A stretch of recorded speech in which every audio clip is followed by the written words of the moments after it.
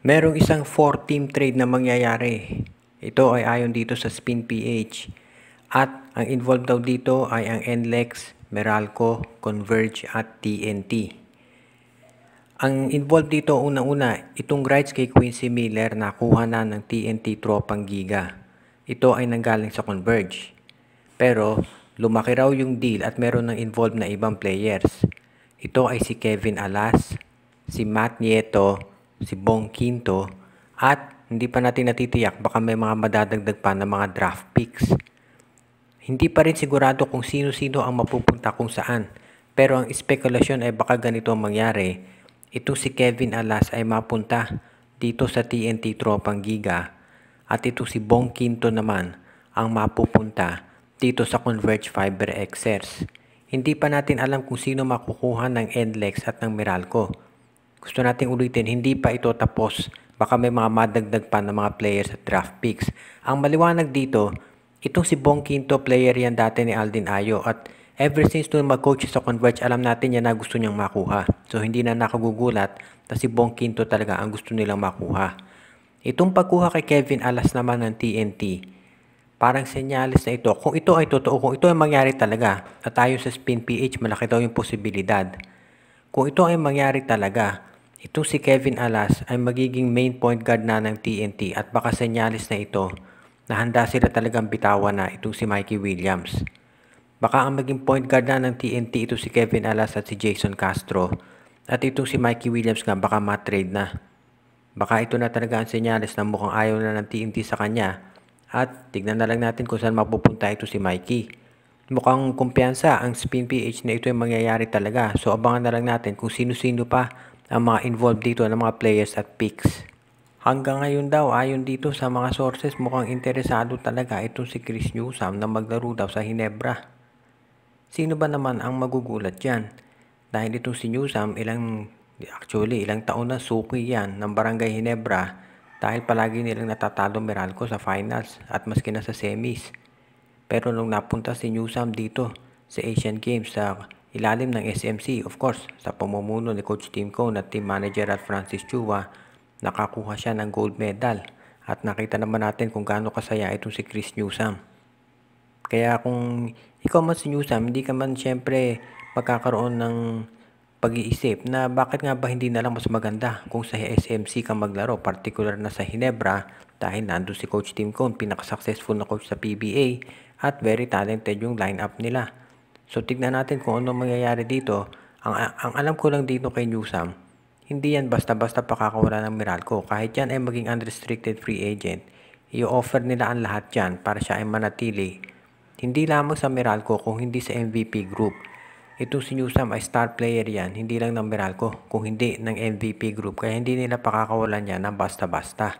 So tignan na lang natin kung ano mangyayari dito.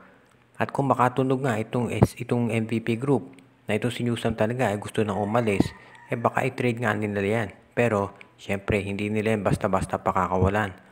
Abangan na lang natin kung itong si Newsome talaga ay eventually mapupunta sa Barangay Ginebra dahil yan talaga ang gusto niya. At least ayon dito sa mga spekulasyon na lumalabas. Of course, kung maging maganda performance ng Meralco, kung sakaling sila ay makapahinals o kaya mag-champion, baka magbago isip niya.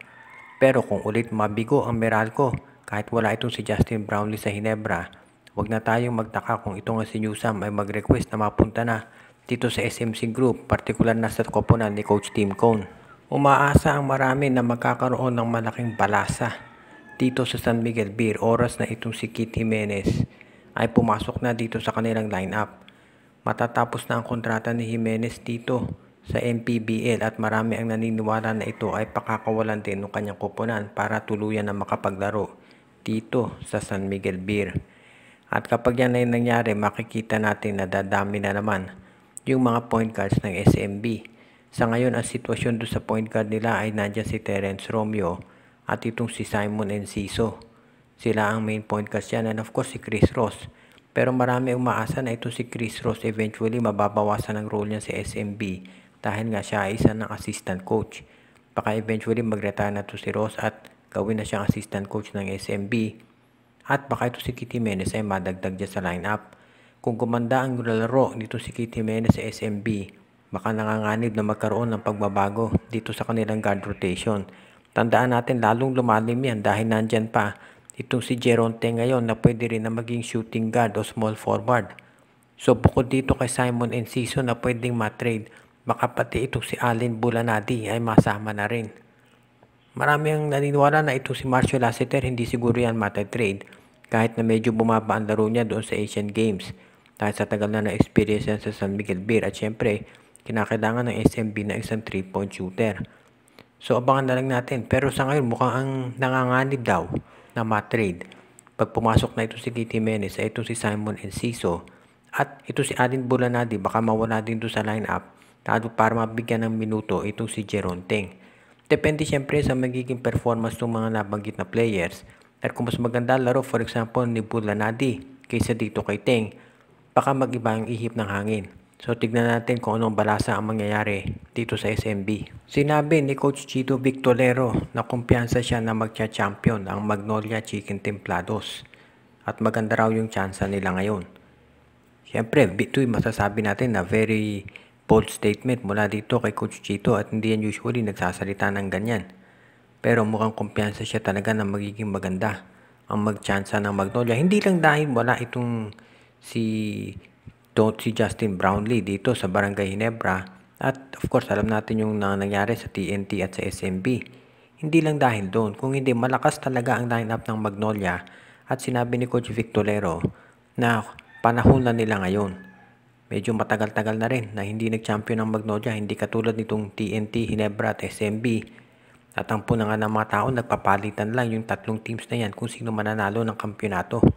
Pero sa ngayon, mag-iiba na raw ang sitwasyon dahil sinabi nitong si Coach Chito Victolero na kumpleto na ang lineup ng Magnolia at handa na siya na talagang mag-champion ulit.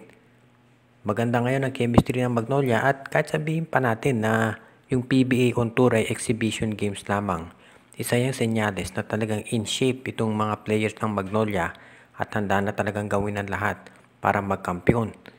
Marami nga nagbabatikos dati dito sa Magnolia at maski na sa coaching staff nila na banderang kapos daw.